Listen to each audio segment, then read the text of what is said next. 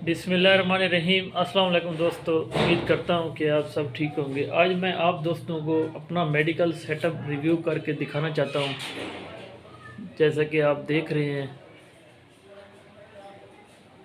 मज़ीद आप भी बताइएगा, कमेंट्स में अपनी राय ज़रूर दीजिएगा ताकि मेरी हौसला अफजाई हो सके और आप भाइयों की राय भी को सामने रखते हुए मज़ीद सेटअप को चेंजिंग भी करूँगा इंशाअल्लाह।